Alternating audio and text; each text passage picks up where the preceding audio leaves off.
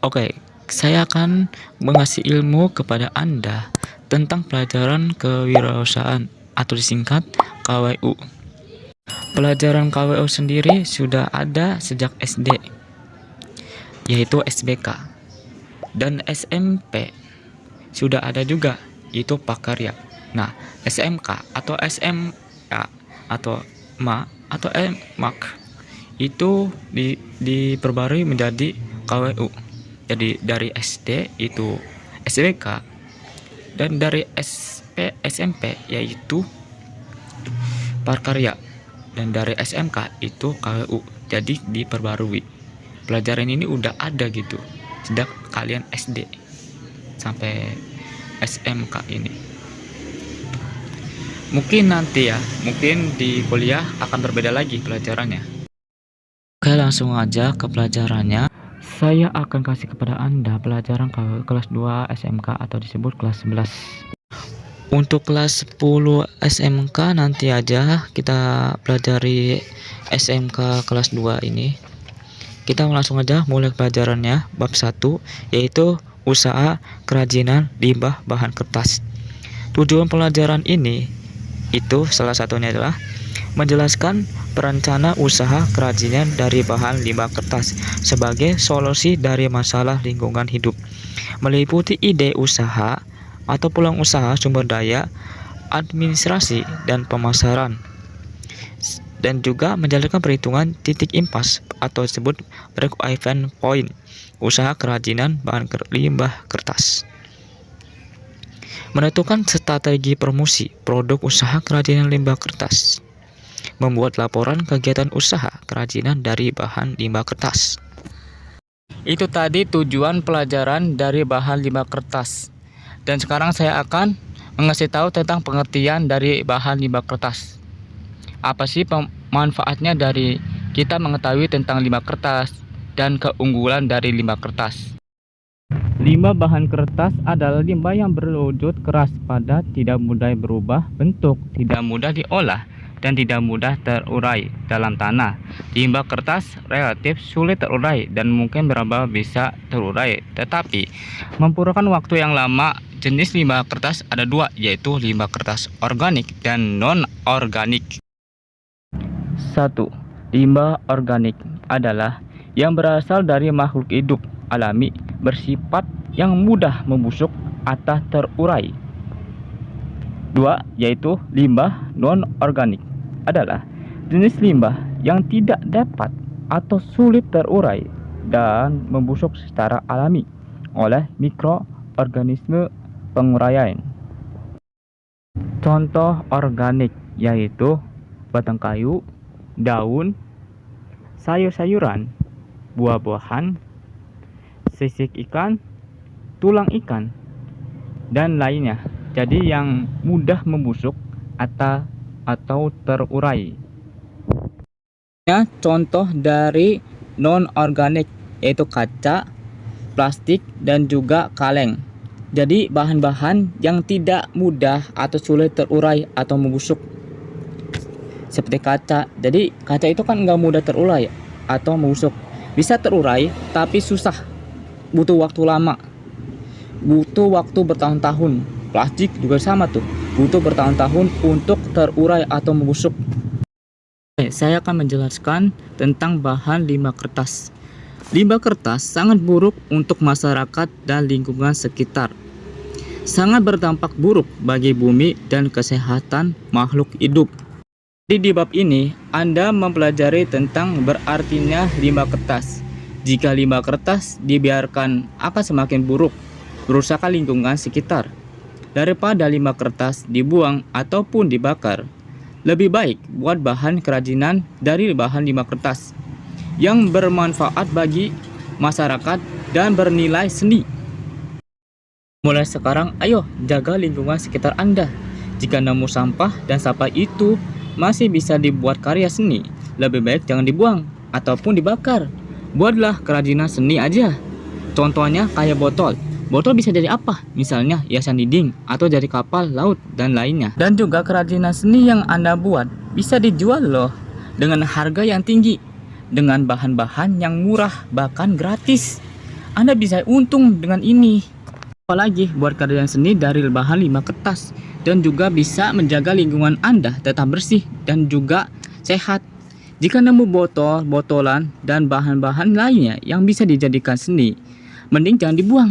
Buatlah kerjaan seni yang bernilai estetik dan bermanfaat bagi masyarakat sekitar. Itu tadi pengertian dari seni bahan limbah kertas. Sekarang ke poin A, yaitu ide dan peluang. Ide adalah gagasan atau pikiran tentang suatu yang akan dilakukan atau wujudkan. Dan dua, yaitu peluang.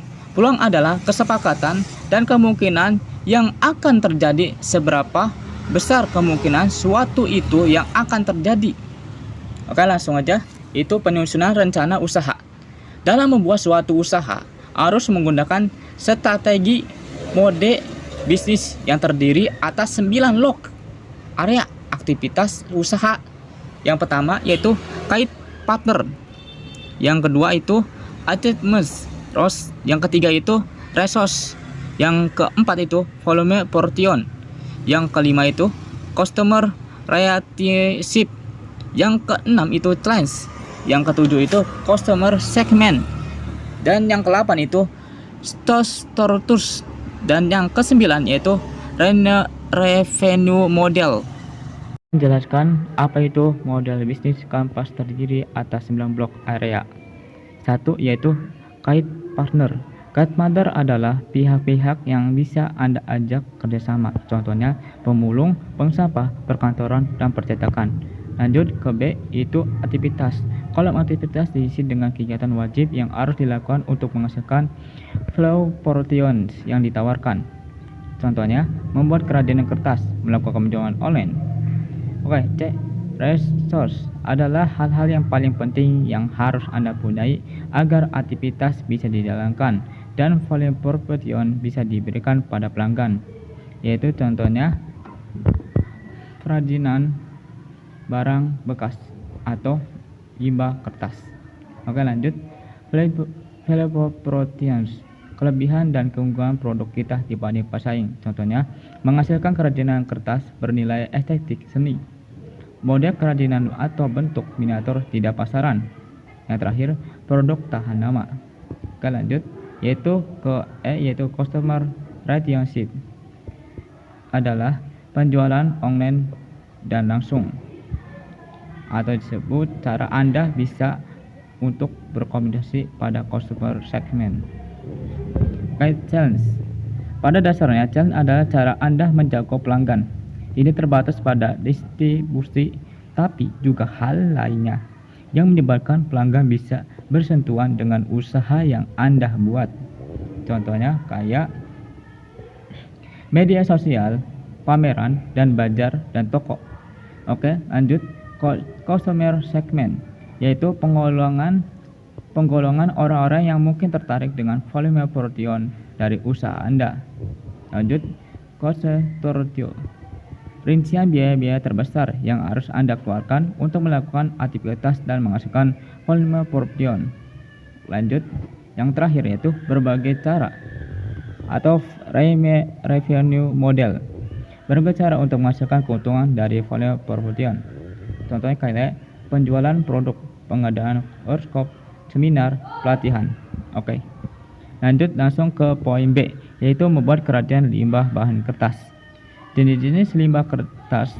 Limbah bahan kertas yang berasal dari rumah tangga umumnya terdiri dari beberapa macam, di antaranya kertas cetak, kertas tulis, kertas bungkus, dan kertas khusus limbah kertas cetak seperti art paper, koran, majalah. Limbah dari kertas tulis contohnya kertas HVS, dan kertas gambar. Limbah dari kertas bungkus misalnya kertas Samson, kertas sampul, dan kardus. Limbah kertas khususnya yang dihasilkan dari rumah tangga, di antaranya kertas tisu, kertas uang, dan lainnya. Teknik pengolah limbah kertas, yaitu ada 4 teknik untuk mengolah limbah kertas. Yang pertama, teknik memilin. Teknik memilin atau menggulung kertas dilakukan dengan membentuk kertas dengan menggunakan tangan secara langsung. Biasanya untuk mempermudah memilin kertas digunakan batang lidi, bambu, sumpit, atau kayu kecil untuk menggulungnya. Oke, yang kedua yaitu teknik mengayam.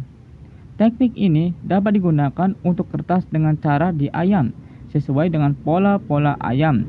Teknik mengayam dapat digunakan untuk membuat kerajinan seperti keranjang, topi, dan hiasan dinding. 3. Teknik melipat. Teknik ini udah familiar banget, yaitu teknik melipat kertas. Pada umumnya, kertas dibuat menjadi bagian-bagian kecil yang dibentuk dengan cara dilipat, yang kemudian disatukan hingga menjadi bentuk yang diinginkan. Teknik ini dipergunakan sama seperti membuat modular yang tersusun, ya seperti kapal, pesawat yang kalian bikin waktu SD itu, hampir sama. Oke, lanjut ke teknik 4, yaitu teknik bubur. Dipergunakan untuk membuat kertas tidak menjadi lembaran tetapi menjadi bubur kertas dengan mencampurkan dengan air dan sedikit garam kurang lebih 48 jam. Biasanya teknik ini dipergunakan untuk membuat hiasan dinding, patung, atau bingkai tebal dengan cara dicetak. Oke, sekarang udah masuk pengemasan produk kerajinan limbah bahan kertas. Kerajinan bahan limbah kertas memerlukan kemasan yang menarik agar dapat memiliki nilai jual tambah. Selain kemasan yang menarik, ketepatan penggunaan kemas harus diperhatikan dengan jelas agar sesuai dengan fungsi dan tidak terlalu banyak membutuhkan biaya. Secara umum, atau pengemasan produk kerajinan yang berasal dari limbah kertas dapat digolongkan berdasarkan refleksi pemakaian, struktur sistem kemasan, sifat kelakuan bahan kemas, sifat pelindungan terhadap lingkungan, dan tingkat kesiapan pakai. Ini ada 5 pengemasan produk kerajinan limbah bahan kertas. Oke, langsung ke poin A, yaitu frekuensi pemakaian. 1. Kemasan sekali pakai, disposable, yaitu kemasan yang langsung dibuang setelah dipakai. Dan 2. Kemasan yang dapat dipakai berulang kali, multi-trip, yaitu kemasan dikembalikan pada penjual setelah dipakai, seperti galon. Kemasan tidak dibuang atau dikembalikan, semi-disposable. Kemasan tersebut biasanya digunakan untuk keperluan lain setelah dipakai. Poin B, yaitu struktur sistem kemas. 1. Kemasan primer, yaitu kemasan yang langsung melekat pada produk. 2. Yaitu kemasan sekunder, yaitu kemasan yang berfungsi utamanya melindungi kemasan primer. 3. Itu kemasan tersier, yaitu apabila diperlukan lagi pengemasan setelah kemasan primer dan sekunder, atau disebut kemasan ketiga setelah primer atau sekunder.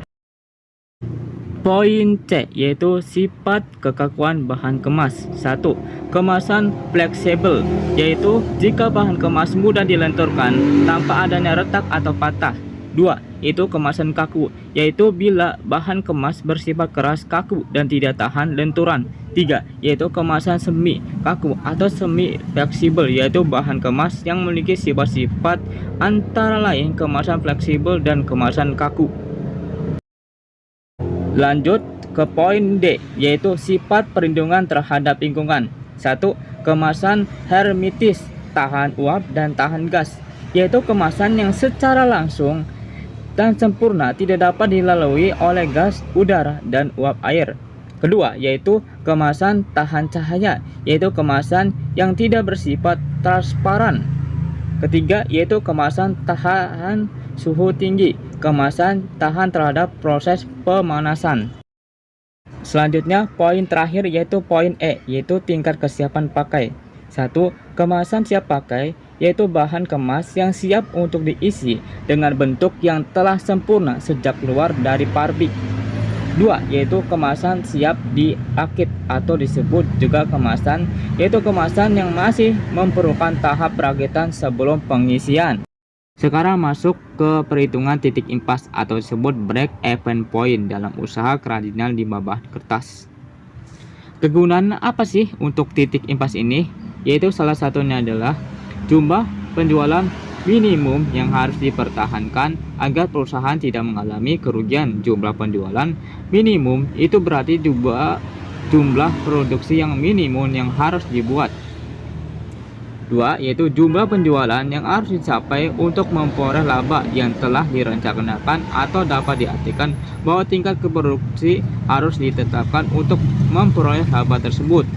Tiga, mengukur dan menjaga agar penjualan dan tingkat produksi tidak lebih kecil dari titik impas. Empat, yaitu menganalisis perubahan harga jual, harga pokok, dan besarnya hasil penjualan atau tingkat produksi, sehingga analisis tersebut titik impas merupakan suatu alat perencanaan penjualan. Oke, perhitungannya kayak gini. Yang di atas ini adalah rumus dan keterangannya dari ini. BFF itu break even point, VC fixed cost, dan VS itu variable cost, dan P itu prices per unit, dan S itu sales per volume. Ini rumusnya, kalian bisa lihat rumus. Di sini saya video aja, karena kalau pakai teks itu agak ribet soalnya, dan saya takut nggak ngerti juga kali ini. Oke, contoh soalnya kayak gini. UKM mematang mundur produksi kerajinan limbah berbahan kertas berupa miniatur pohon. UKM tersebut mampu membuat 10 unit miniatur pohon dengan harga jual 50.000 per unit. Adapun biaya tetap dan biaya variabel dan usaha tersebut adalah sebagai berikut. Nah, di sini cara ngitungnya adalah ditambah 100 ditambah 25, hasilnya berapa? Itu 125.000. Jadi ditambah biaya tetap ini ditambah, dan juga sama juga ini biaya variabel, yaitu ditambah juga, yaitu tuh biaya lem. Untuk T ini nih itu tenaga kerja, T ini tenaga kerja itu 10.000, terusnya itu biaya vernis itu 30.000, terusnya biaya cat putih itu 25.000. Nah, kalian tuh jumlahkan ini hasilnya berapa? 10 tambah 10, terusnya tambah 30 tambah 25, hasilnya 75.000. Nah, sekarang langsung penyelesaian. Nah, penyelesaian ini adalah pertama itu kapasitas produk. Nah, kapasitas produknya di mana? Yaitu di sini nih. Itu membuat 10 unit tuh, 10 unit. Ini kapasitas nih. Kita tulis 10 kapasitas. Nah, sekarang jual per unit. Nah, jual per unit itu di mana? Yaitu di sini. Tuh, jual 50.000 per unit. Nah, kita tulis 50.000.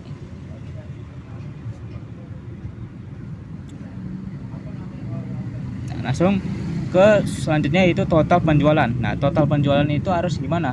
Pertama dikali 10 sama 50.000 itu hasilnya berapa? Kapasitas produk 10 dikali sama harga jual per unit.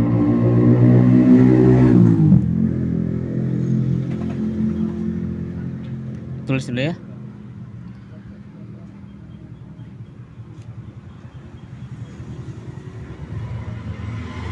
Nah, ini dikali 10 dikali 50.000, hasilnya berapa?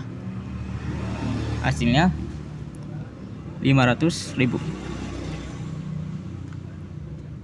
Aduh, tulisannya kayak gini. Nah, udah. Nah, jadi dikali 10 kali 50.000, hasilnya 500.000. Ingat, kapasitas produk hasilnya dari mana? Yaitu dari membuat 10 unit. Nah, untuk harga jual per unit dari mana? Itu dari jual 50.000 per unit. Nah, terusnya total penjualan itu dari dikali nih 2 di atas ini nih. Kapasitas produk 10 dan harga jual per unit itu dikali, jadinya segini ya. Nah, biaya tetap per unit. Nah, biaya tetap per unit itu berapa? 120.000 ya, 125.000. Nah, tulis dulu 125.000. Nah, dibagi 10. Itu dibagi nih, kapasitas 10 bagi. Hasilnya berapa? Hasilnya berapa? 125.000 dibagi 10. Hasilnya berapa? Saya tunggu ya. 1, 2, 3, 4, 5, 6, 7, 8, 9, 10. Oke, pinter. Hasilnya adalah 12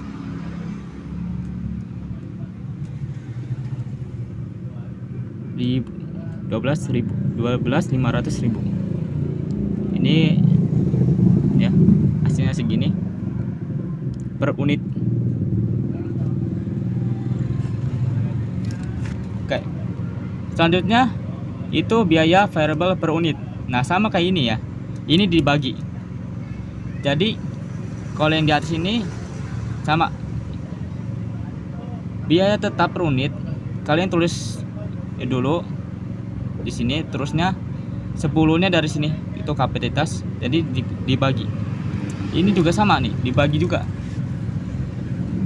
Total biayanya berapa? Total biaya variabelnya ada di sini, yaitu 75.000. Kita tulis.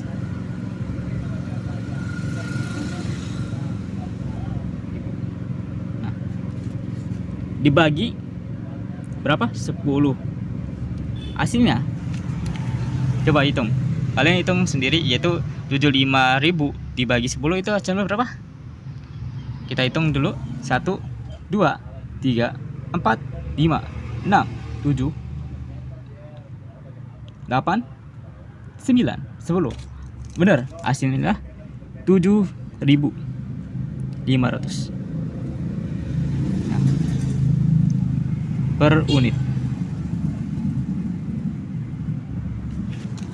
Nah, sampai segini juga belum selesai, masih ada lagi terakhir, yaitu titik impas dalam unit.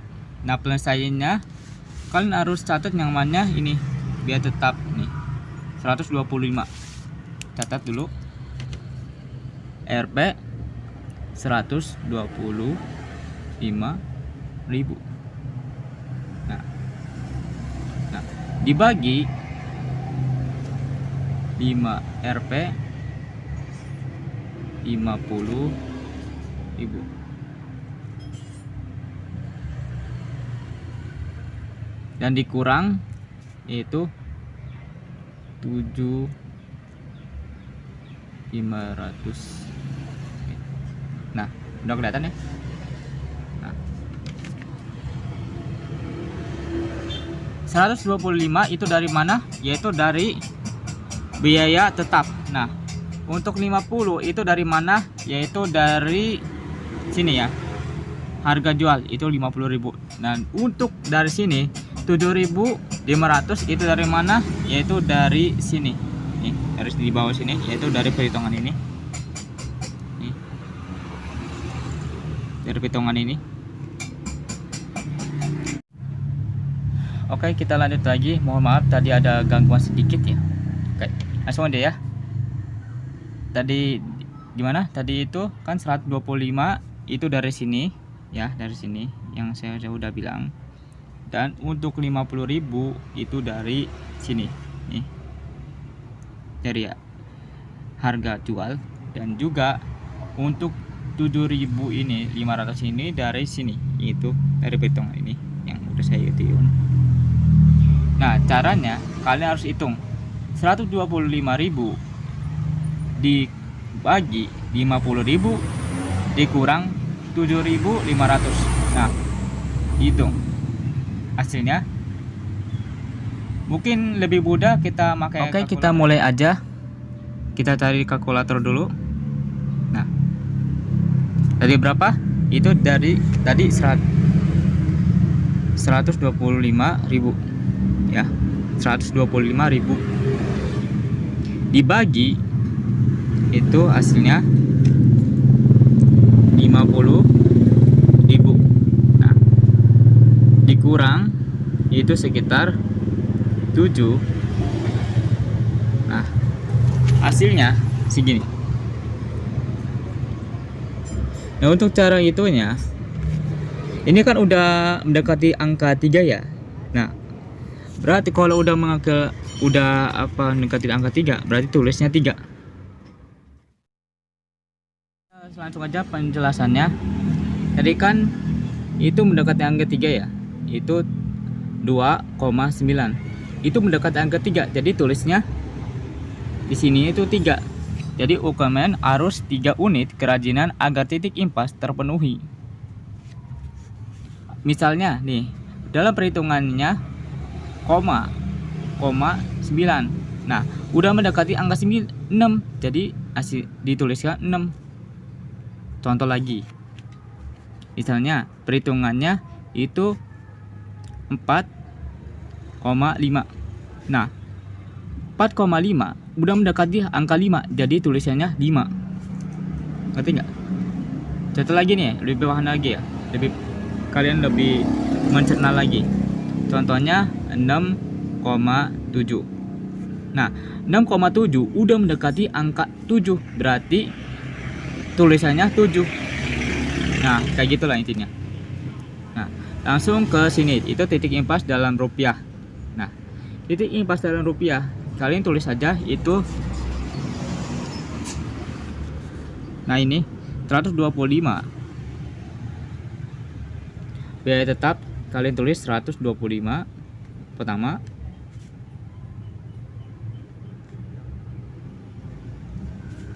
Terusnya dibagi lagi, ya, coba ya, biar kelihatan, biar kalian kelihatan. Dibagi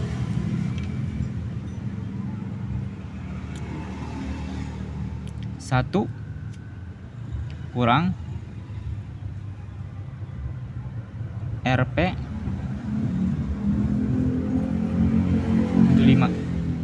75.000. Nah, untuk 75.000 ini itu dari sini, dari biaya variable ya. Kalau 125.000 ini dari biaya tetap yang sudah kita hitung tadi. Nah, sekarang ini itu 75.000 itu dari sini, biaya variable 75.000 itu. Nah, dibagi ada di sini, nggak masalahnya, dibagi 500. Nah, 500 itu dari mana? Dari sini nih.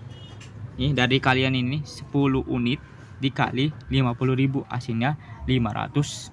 Nah,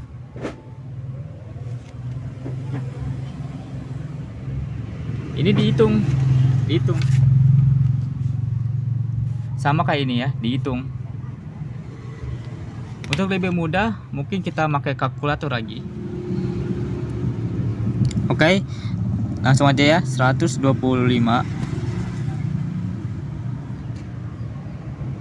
dibagi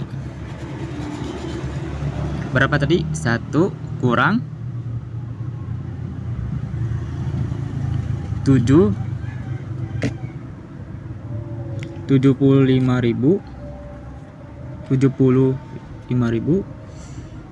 dibagi 500. Nah, hasilnya sekarang itu 147 kosong, berarti ini jutaan ya. Berarti UKM itu tersebut menghasilkan atau pendapatan atau apa disebutnya pemasukan sebesar segini, 147 juta. Tadi udah hitung, sekarang kita tulis ya di sini. Jadi UKM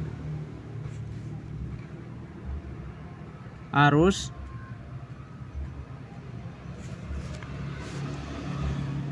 mendapatkan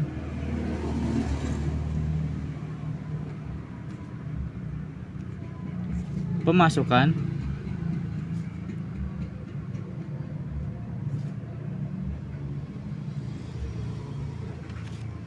sebesar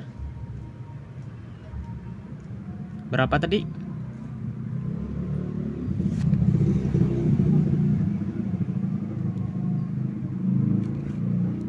140 juta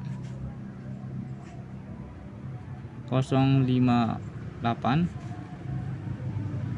00. Nah, segini.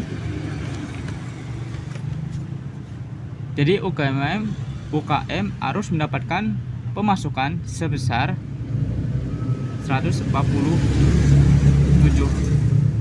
Nah, langsung yang terakhir itu bukti bahwa perhitungan tersebut sudah tepat. Titik impas dalam rupiah. Ini sangat mudah.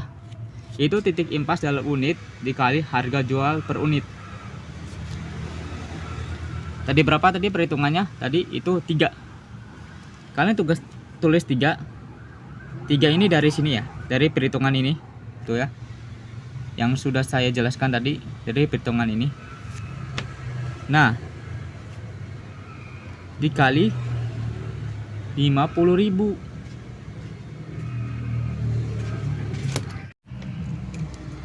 Nah, 50.000 itu dari mana? Dari sini. Itu dari harga jual. Kalau 3 itu hasilnya dari sini, itu dari sini ya, dari hitungan ini. Kalau 50.000 ini dari sini, itu harga jual. Nah, udah mengerti kan? Nah, 3 kali 50.000. Nah, hasilnya 50.000-nya ada 3, yaitu 150. Nah, hasilnya segini. Berarti hasil sini sudah melebihi dari omset yang harus dicapai. Jadi apa ya? Titik impas ini sangat penting dalam usaha gitu. Dan ini juga sangat penting juga untuk kalian jurusan akuntansi, karena ada yang kayak gini. Ini sebenarnya masih gampang ya, masih dibilang gampang bagi saya. Kalau di akuntansi itu, di pekerjaan akuntansi itu udah beribu-ribuan itu ngitungnya, juta-jutaan, bermiliar-miliaran. Jadi buat kalian ya yang pengen jurusan akuntansi, tolong pahamin ini ya. Ini sangat penting buat kalian jurusan akuntansi. Dan satu hal untuk jurusan akuntansi yang mau daftar jadi jurusan akuntansi, tolong buat kalian yang kelebihannya itu di dalam perasaan, itu jangan masuk akuntansi. Karena akuntansi itu hitungnya itu perhitungan.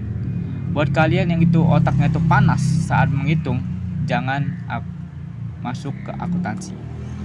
Boleh sih untuk cari pengalaman, tapi jangan, karena itu akan merusak jiwa kalian. Jadi jurusan akuntansi ini buat orang-orang yang kalau ngitung itu tuh enak gitu, buat ngitung apa aja gitu. Jadi bukan kayak kemampuannya bukan seni. Kalau kemampuannya seni itu jangan masuk akuntansi, tolong jangan. Tapi kalau kalian itu kemampuannya bukan seni, itu selalu pakai logika gitu, pakai logika daripada perasaan, itu boleh tuh masuk akuntansi. Karena akuntansi itu butuh namanya orang-orang yang penuh dengan logika, jadi tanpa ada perasaan gitu. Untuk jurusan perasaan yang orang-orang yang 70% atau 90% atau 80% itu pakai perasaan, itu pantas tuh kalau jadi guru, jadi psikolog, jadi konseling yang butuh namanya perasaan, pekerjaan yang butuh perasaan. Tapi kalau akuntansi itu butuhnya logika, pemikiran. Jadi tolong buat kalian yang paling besarnya itu perasaan, tolong jangan masuk akuntansi, tolong. Oke, langsung kita membahas lagi yang mungkin hampir terakhir sih, mau bentar lagi bab 1 ini hampir selesai. Masuk ke pemasaran produk hasil usaha. Penentuan sukses tidaknya suatu bisnis biasanya tergantung pada proses pemasaran produk usaha itu sendiri. Salah satu aktivitas dalam proses pemasaran adalah kegiatan promosi. Anda perlu merencanakan strategi promosi apa yang akan Anda gunakan untuk mulai bisnis. Perencanaan dilakukan agar kegiatan promosi yang dilakukan tepat sasaran dan efektif. Dan di sini juga ada yang namanya 5 contoh. Itu tadi pengertian dari pemasaran produk hasil usaha. Sekarang ini ada beberapa tentang strategi promosi produk hasil usaha. Yang pertama itu mengenali pelanggan. Apa itu? Lakukan identifikasi target pasar. Identifikasi yang tepat mempermudah penyusunan strategi pemasaran yang efektif sehingga dapat menghindar pemborosan biaya maupun waktu. Misalnya, promosi langsung diberikan kepada orang-orang yang bergabung dalam komunitas industri kreatif. Tadi penjelasan tentang mengenali pelanggan. Nah, ada berapa yang saya bisa jelaskan tentang mengenali pelanggan biar kalian itu otaknya itu masuk gitu. Oke. Tadi misalnya promosi langsung diberikan kepada orang-orang yang bergabung dalam komunitas industri kreatif. Nah, ada beberapa penjelasan tentang mengenali pelanggan. Nah, mengenal pelanggan itu, kalau kalian tahu itu adalah sama seperti kalian itu memenuhi kebutuhan pelanggan atau konsumen. Misalnya kebutuhan konsumen itu adalah suatu hal yang unik, jadi kalian harus buat karya yang unik gitu. Contoh lagi, misalnya di daerah situ orang-orangnya suka kopi dan juga orang di situ suka dengan hal yang imut dan lucu. Nah, di sini Anda telah memahami kebutuhan konsumen. Jadi Anda harus buat kafe yang isinya kucing yang imut dan juga pelayan yang cantik ataupun ganteng dengan pakaian atau wajah yang imut dan juga sifat pelayan sopan, baik, ramah, dan juga lucu. Kalau bisa ada panggung yang dimana itu buat para pelawak menampilkan diri di depan orang, biar orang di sana bukan cuma makan ataupun minum, melainkan menghibur diri. Jadi singkatnya, dalam mengenali pelanggan atau konsumen ada beberapa poin, yaitu mengidentifikasi target pasar, mengenali pelanggan atau konsumen tentang produk yang Anda buat, dan lakukan promosi langsung, dan yang terakhir yaitu memenuhi kebutuhan pelanggan atau konsumen. Dan satu lagi saya lupa untuk menjelaskan tentang mengidentifikasi target pasar. Apa itu tentang mengidentifikasi target pasar? Yaitu tentang penilaian tentang bagaimana produk atau layanan Anda cocok dengan pasar tertentu dan di mana ia akan mendapatkan daya tarik paling besar dengan pelanggan. Oke, sekarang yang kedua yaitu melakukan promosi. Untuk promosi ada dua, yaitu melakukan promosi dan menggunakan internet marketing. Sama halnya dengan promosi offline dan promosi online. Sekarang bahas tentang promosi offline dulu. 2. Melakukan promosi. Lakukan pengenalan produk promosi kepada konsumen dengan cara yang kreatif. Sebisa mungkin harus dilakukan promosi yang konsisten dan terus-menerus. Misalnya, setiap kali perpergian membawa brosur dan pamflet berisi produk kerajinan untuk dibagikan kepada orang-orang yang dirujuk keluarga, rekan kerja, ataupun disebarkan di tempat-tempat umum. Promosi juga dapat dilakukan dengan memperbarui produk kerajinan di sosial media. Selain itu, ambillah pola bagaimana promosi yang diterapkan oleh para kompetitor lalu dibandingkan dengan promosi Anda. Jika promosi yang dilakukan sudah lebih menarik, maka dapat dilanjutkan. Namun jika promosi kompetitor jauh lebih menarik, segera disiapkan promosi yang lebih unik dan kreatif. Salah satunya cara promosi yang dapat Anda gunakan yaitu dengan promosi dari mulut ke mulut. Meskipun cara ini memasuki ke dalam cara yang konvensional, namun dinilai sangat ampuh karena berasal dari kepuasan alami konsumen terhadap produk yang kita. Konsumen yang puas akan dengan sendirinya menyebarkan produk kita kepada kerabat ataupun saudara. Menilai kejujuran dari orang terdekat yang sudah pernah memakai produk kita akan memberi nilai tambah tersendiri bagi konsumen. Oleh karena itu, cara ini pun dapat menjaring pelanggan jauh lebih banyak dan bertambah lama, sehingga pada akhirnya pelanggan akan berdatangan dengan sendirinya. Dan sekarang menggunakan internet marketing.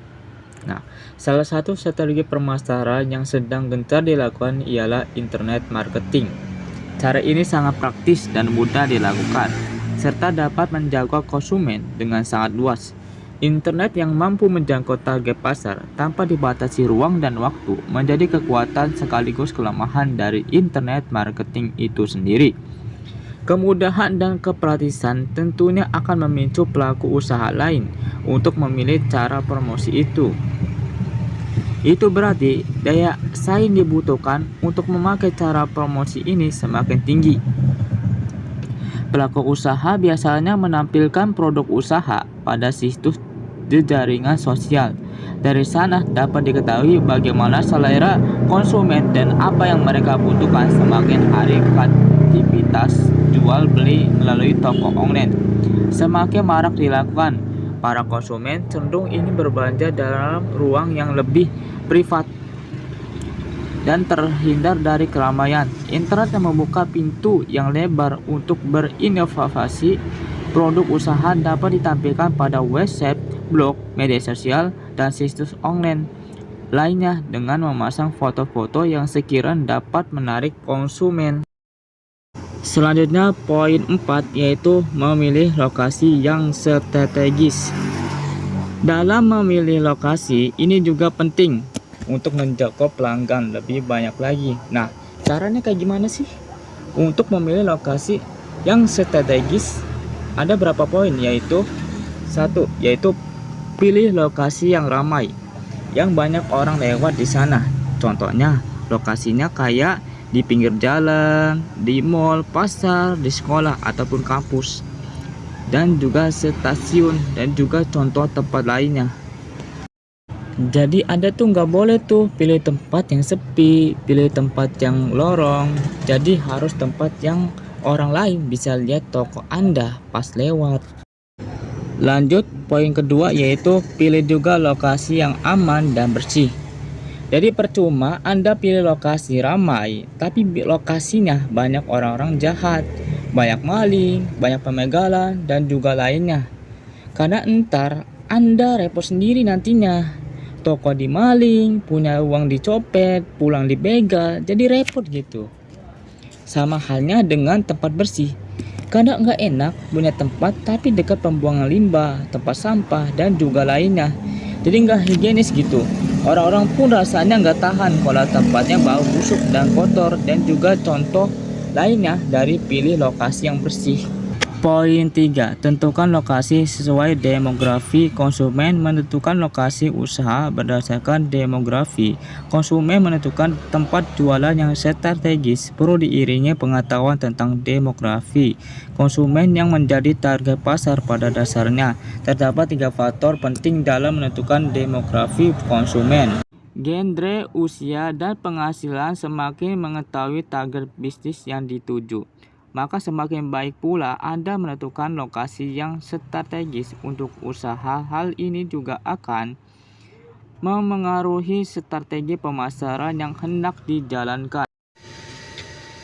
Itu adalah lokasi yang strategis, tapi masih ada poin lagi untuk memilih lokasi strategis.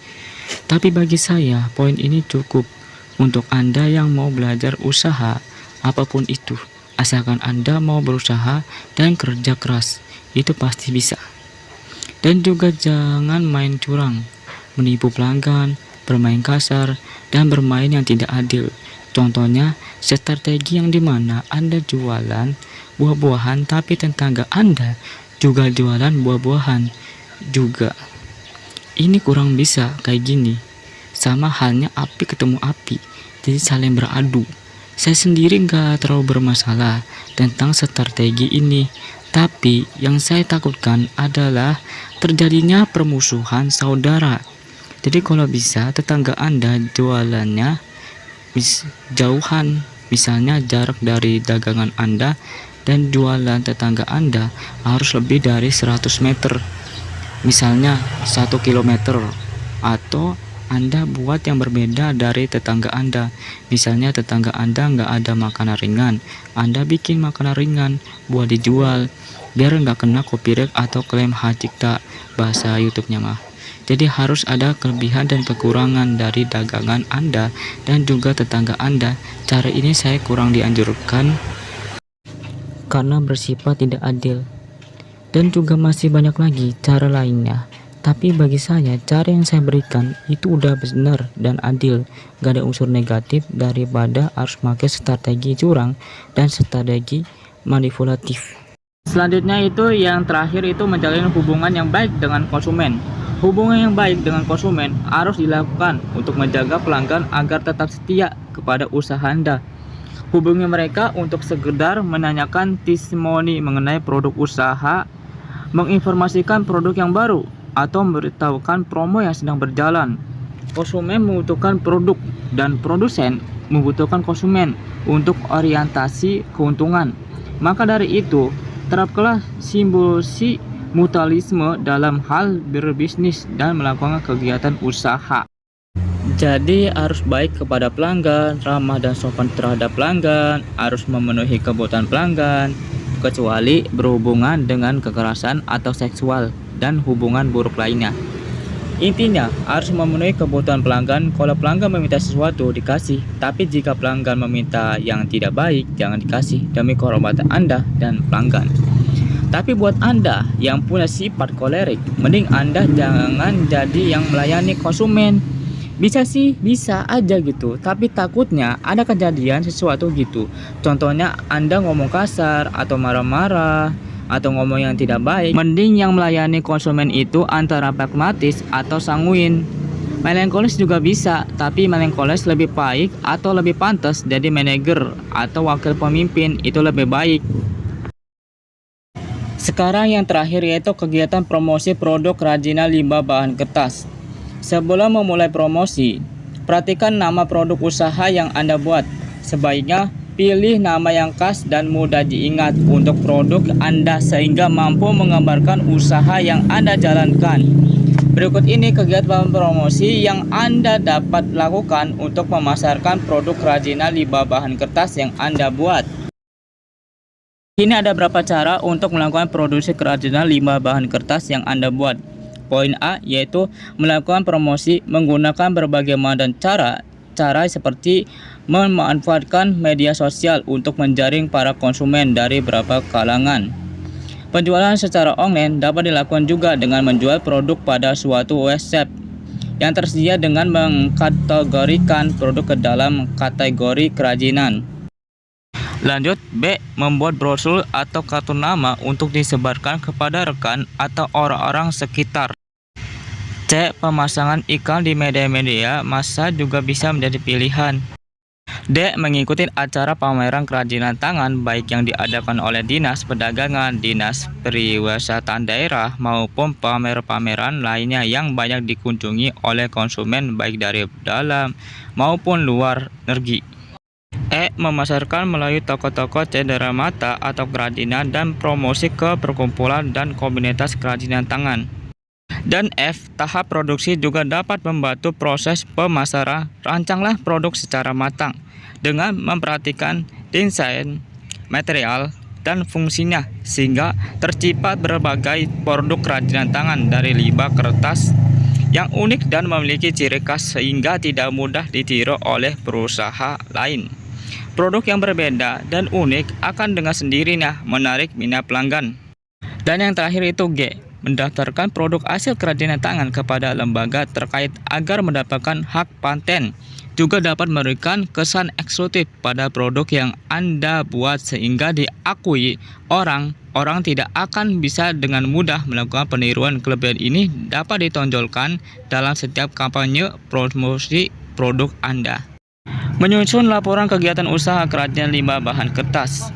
Setelah kegiatan usaha dilaksanakan, umum suatu kegiatan usaha akan membuat suatu laporan kegiatan usaha. Laporan tersebut berperan sebagai evaluasi dari kegiatan usaha yang telah dilakukan. Adapun komponen yang tercakup dalam laporan kegiatan usaha secara sederhana di antara sebagai berikut. 1. Uraikan kegiatan usaha. Bagian ini dapat memuat mengenai penjelasan singkat tentang usaha yang sedang dijalankan, alasan pemilihan bidang usaha, peluang usaha di masa yang akan datang, keunggulan masalah, dan antisipasi pemecahan masalahnya. Nomor 2 yaitu pemasaran. Di sini ada 4P, yaitu 4P itu apa? Produk, tempat, harga, dan promosi. Bagian pemasaran berhubungan dengan jenis produk yang dijual, tempat pemasaran atau penjualan produk, harga per produk per unit, dan bagaimana promosi produk itu sendiri. 3 yaitu personalia SDM atau disebut sumber daya manusia. Bagian personalia memuat sumber daya manusia yang dibutuhkan dalam pengolahan dan menjalankan kegiatan usaha seperti tenaga kerja, bendahara, dan lainnya. 4. Produksi. Bagian produksi memuat cara membuat produk secara material utama yang dipergunakan. Dan yang kelima adalah pengolahan keuangan. Pengolahan keuangan memuat biaya yang dibutuhkan, harga penjualan, dan data penjualan lainnya.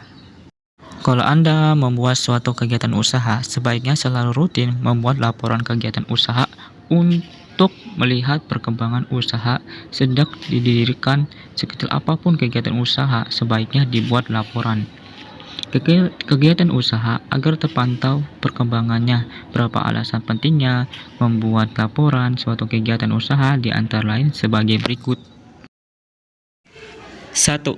Untuk mengetahui kondisi usaha dalam keadaan untung atau rugi dengan membuat pencatatan yang teratur, maka kita dapat membandingkan kondisi keuangan dari tahun sebelumnya dengan saat ini. Dengan demikian, dapat ketahui apakah laba usaha mengalami kenaikan atau sebaliknya. Selanjutnya, 2. Digunakan sebagai alat pengendali keuangan usaha. Melalui pembukaan dapat kita ketahui biaya-biaya yang tidak diperlukan sehingga dapat dipangkas atau dihemat.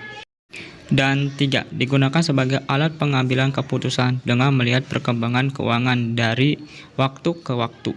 Kita dapat meninjau apakah perlu untuk berinvestasi alat produksi, fokus pada marketing, atau membuat keputusan strategi lainnya berdasarkan kondisi keuangan saat ini.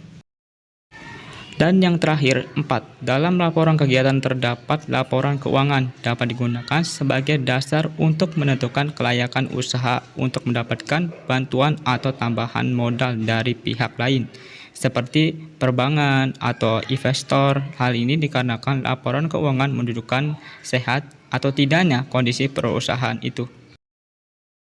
Ada satu hal penting yang harus saya sampaikan. Dalam pelajaran KWU yang dibahas berulang-ulang kali dari kelas 1 sampai kelas 3, yaitu tentang 6M. 6M itu apa? Yaitu pertama, man atau disebut manusia atau orang. Monai adalah uang atau mata uang. Dan material adalah bahan. Dan juga medicine yaitu peralatan. Dan method yaitu cara kerja atau teknik. Dan market adalah pasar. Oke, untuk artinya dalam 6M itu, yang pertama itu manusia atau man. Sumber daya manusia adalah sumber daya yang berasal dari manusia. Dalam sebuah kegiatan usaha, manusia adalah faktor yang paling penting karena manusia adalah pelaku yang melaksanakan proses kerja untuk mencapai tujuan yang diinginkan. Oke, langsung B. Monai. Uang adalah faktor yang dibutuhkan untuk membiayai semua kebutuhan yang diperlukan selama proses produksi. Misalnya, untuk membayar pembelian bahan baku yang akan diolah, perawatan mesin produksi, atau untuk menggaji para karyawan. Dan C. Material. Material adalah bahan-bahan yang dibutuhkan dalam proses produksi sebuah usaha. Material terdiri atas bahan setengah jadi dan bahan jadi. Biasanya, para wirausaha menggunakan bahan setengah jadi untuk diolah menjadi bahan jadi. Para wirausaha mencari bahan yang mentah, yang paling murah dengan harganya, dan kemudian diolah menjadi bahan jadi untuk dijual. Mesin, peralatan. Mesin adalah salah satu saranan yang sangat diperlukan dalam sebuah proses produksi. Penggunaan mesin yang tepat dapat menghemat biaya serta tenaga. Oleh karena itu, pengguna mesin dalam kegiatan usaha kerajinan harus disesuaikan dengan kebutuhan. Oke. Yang ke 4, metode atau cara kerja. Metode adalah menetapkan cara kerja atau kilat-kilat untuk mencapai suatu tujuan dalam sebuah proses produksi.